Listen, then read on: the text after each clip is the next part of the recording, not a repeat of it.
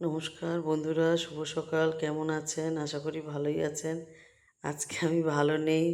অনেক বেলায় একটু চা খাচ্ছি। এটা তো নেশা, না খেলে হবে না। অনেকবার পটি গেছি, বমি করেছি, শরীর খুব খারাপ। আবার ছোটো নাতিটা সকালবেলা ঘুম থেকে উঠে দুধ খেয়েই বমি করে দিয়েছে।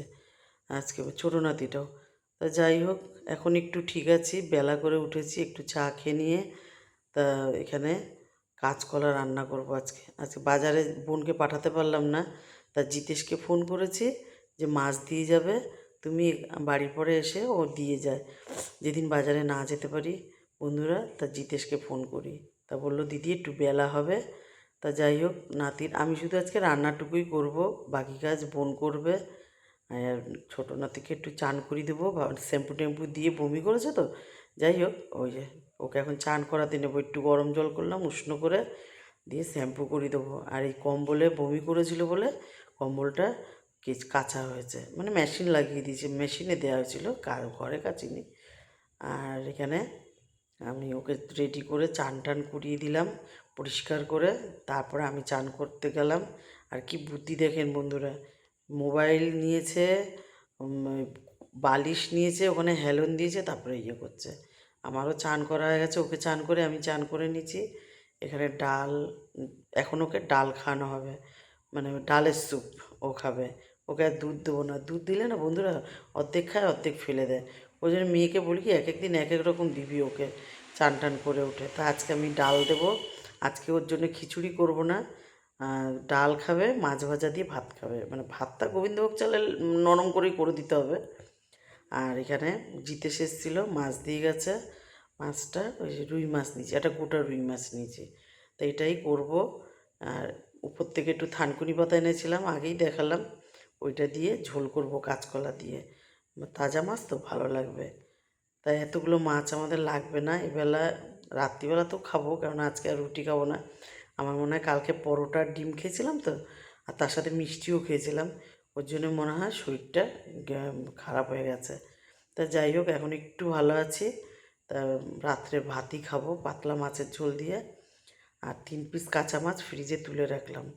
মাছটাকে ভেজে নেব হালকা হাতে একটু, খুব কড়া করে ভাজবো না, তাজা মাছ তো, বেশি কড়া করে ভাজবো না। অল্প করে ভেজে নিয়ে তারপরে মাছের ঝোলটা করব। আর আজকের মাছের ঝোলটা না বন্ধুরা রাঁধুনি ফোড়ন দিয়ে করব। যেহেতু কাঁচকলা দেবো আর থানকুনি পাতা দেবো, ওই জন্য রাঁধুনি ফোড়ন দিলাম। রাঁধুনি ফোড়ন দিয়ে পাতলা পাতলা করে আলু কেটে রেখেছি, সেই আলুগুলো দিয়ে দেবো আগে। আলুগুলো দিয়ে আলুটাকে একটু নেড়ে নেব। একটু মানে কি বেশ ভালোই নেড়ে নেবো, মানে হাফ হয়ে যাবে। তা কাঁচকলা তো দিলে তাড়াতাড়ি নরম হয়ে যাবে। এই যে অর্ধেক মতন ইয়ে করে এবার কাঁচকলাটা দিচ্ছি।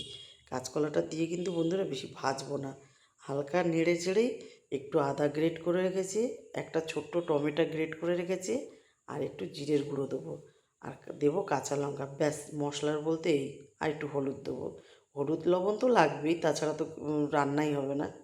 তা হলুদ দিয়েছি, এই যে একসাথেই সব দিয়ে দিয়েছি, লবণ টবণ দিয়ে সব দিয়েছি। এটাই হচ্ছে মশলা আজকে, আর কোনো মশলা নেই। এবার এটাকে দিয়ে, এটাও বেশি আজকে কড়া করে ওই ভাজবো না, এটাও হালকা হাতে নেড়ে নিয়ে এবারে জল ঢেলে দেবো। বেশ পাতলা পাতলা করেই করবো। আর জলটা দিয়ে দেবো এবারে, আর ভাজলে ভালো লাগবে না। আর আজকে তেলও বেশি দিইনি, কিন্তু মনে হচ্ছে না তেল, কিন্তু তেল বেশি দিইনি। এই জল দিয়ে দিলাম। এবারে থানকুনি পাতাটা দিয়ে দেবো। থানকুনি পাতা না বন্ধুরা আরও কতগুলো তুলে আনা যেত, কিন্তু কষ্ট হচ্ছিল, মনে হচ্ছিলো না যে আমি মানে তুলে আনতে পারবো। ওর জন্য যে কটা পেরেছি সে কটাই এনেছি। এই থানকুনি পাতাগুলো অনেকগুলো হয়েছে। থানকুনি পাতা আগের দিনও নেওয়া হয়েছিল 1 বাটি। আজকে এই কটা দিয়ে ঝোলটা করব। আর কি সুন্দর একটা গন্ধ বেরিয়েছে জানেন, থানকুনি পাতার আর রাঁধুনির একটা। তারপরে কাঁচকলা দিয়েছি। এবারে মাছগুলো দিয়ে দেবো।